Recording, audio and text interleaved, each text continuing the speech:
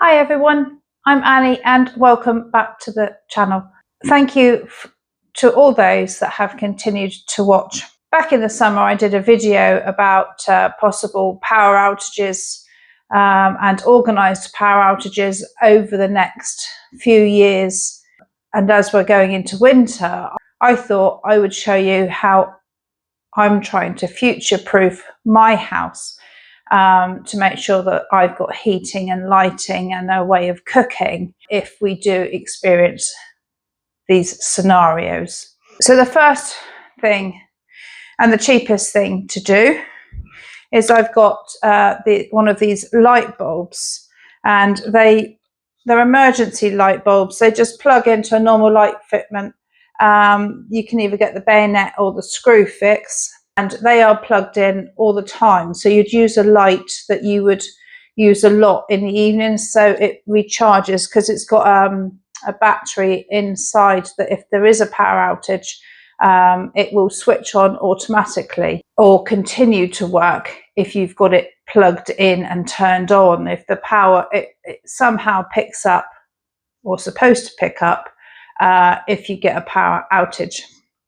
The other way it works is it comes with this little hook and gadget. You can unplug it from wherever it was charging up, put this on, and then it's got a little on off sort of dial on the top. You just turn it and it turns on.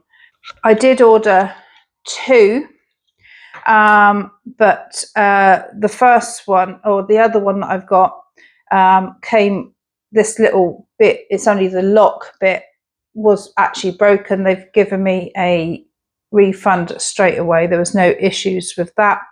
But what I'm thinking is, in my front room I've also got a standard lamp which has got a screw fix or a screw bulb, so I'm probably going to reorder a screw one because I think they'll be a lot more robust. I also have a gas hob that will still work in a power outage, so will provide heat in the kitchen.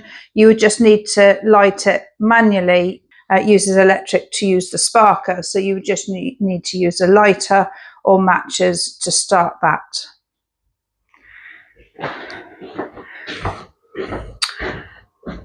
Down here I've got a Delta 2 Max and the Delta 2 Max extra battery. The Delta Max 2 will take up to 1,000 watts of solar. I've actually got 650, 400 on the roof, and 250 that isn't fixed, that I can move around if I need to get extra daylight. I will be investing in another solar panel to give me 1,000 watts. It works all the time. We charge our phones off of it. We got this little water heater for teas and coffee. My kettle broke this year, so I decided to get one of these instant waters. Cost me about 90 quid, I think, off Amazon, but has actually almost paid for itself in the first couple of months because we've saved £40 each month on our electric bill, which is outstanding, really. It says it boils the water. It's not boiling like you get out of the kettle, but it's good enough for tea and coffee and stuff like that. You certainly want to run your hand under it. Running off the back of the Ecoflow, I've got the lead to the washing machine, so it does all my washing on a daily basis or whenever I want to use it. I've also got an extension lead over to my freezer, so it runs that all the time. So again, if we had a power cut during the night and I didn't know, my freezer is safe. It's quite a low wattage freezer, so it would actually run for a couple of days if needed off of the little system that I've got here. I have got, again, I bought all these when they're on deals or Black Friday offers, which I think is coming up. We've got a dual fuel generator, so it'll run off of petrol or gas. So outside we've got our gas bottles in case we need to charge these batteries. Obviously, outside I said I got my gas bottles, but I've also got all my logs for my wood burner. So in my lounge, I've got this nice wood burner. We didn't buy it new. We picked it up for about 50 quid. We revamped it all, fitted it in with a chimney liner. It does, we haven't had the heating on yet. We just like the wood burner in the evenings. We leave the doors open and the heat will go up through. So we're only lighting it in the evenings at the moment. But as it gets colder, we have that on all the time. It gives us not only heating, but a way to cook food or have a pot of water on the stove. So if we want to do some washing up and stuff like that, we can use that water.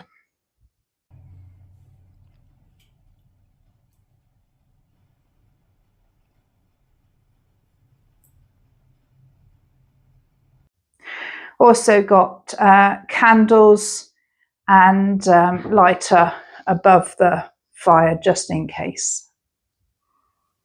We also have torches around the house in case they're needed at any point. I did pick up on Marketplace quite a few years ago a wind turbine which is fitted up the cabin. So up the cabin I have got the two solar panels onto just a normal Delta. If I needed to relocate up to there, it will fit on that or this system with me anyway. But the wind turbine will charge a battery, which I would then link to the Delta system. So that would charge on a windy day. So I do have that option to bring that here and have it up outside. So these are just a few practical ways that I've put in place over time to make sure that my family are warm and we're not going to lose the freezers if we have power outages. Obviously the chest freeze and stuff like that, they all last for a long time if you do have a power outage and you keep them all shut. The fuller they are, the better, the colder they keep. I would like to stress that I'm not sponsored by Ecoflow in any way, shape or form, and that you can use any power stations that you feel is affordable. But I really think that even a small portable power station is quite important, just to give you the confidence and security that you're not left in the dark in the middle of the night. So just putting in little steps, little baby steps, will give you a lot more confidence to be able to handle the situation and look forward to the next step.